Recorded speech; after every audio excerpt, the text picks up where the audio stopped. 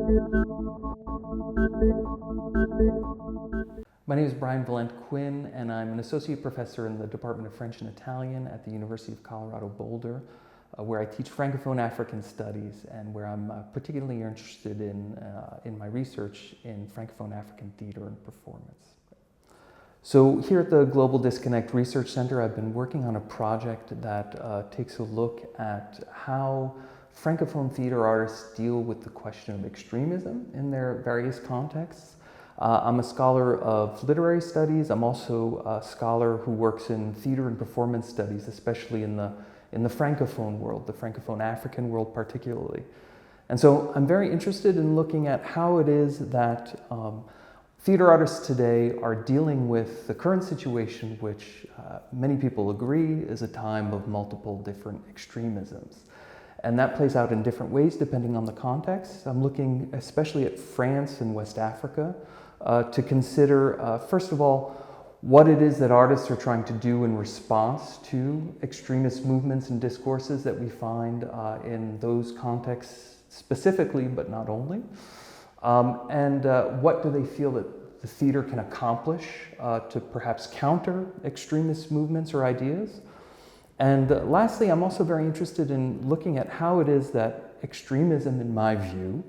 has called on artists or has in certain ways forced artists to rethink what it is that theater is, what it is that theater is supposed to do in society, and the best way that it can actually fulfill the role that different theater makers might imagine that they have as artists within their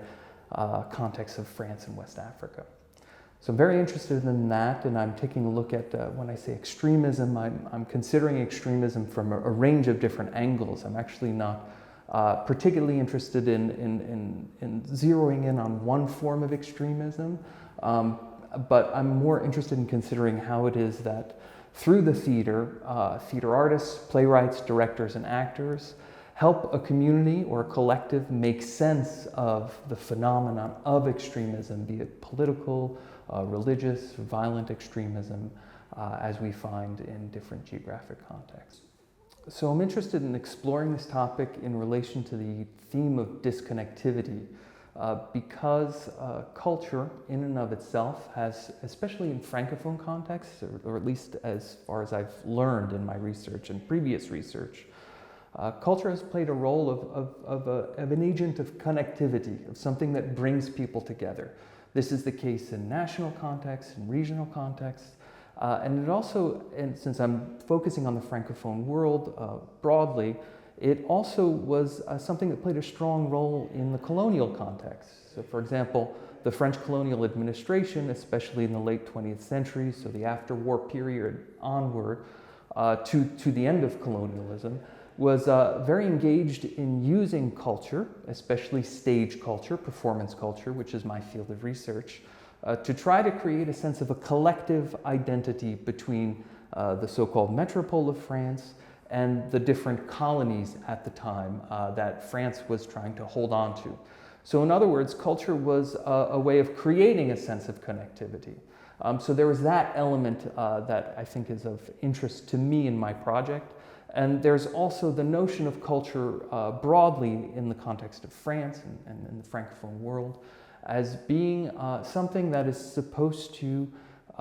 be democratizing in nature. So culture is something that, first of all, brings democracy to populations. It has a democratizing effect. And politically is understood, I would argue, in the Francophone or French context, to be something that would sort of chase away extremism, that would be in itself a counter-extremist measure.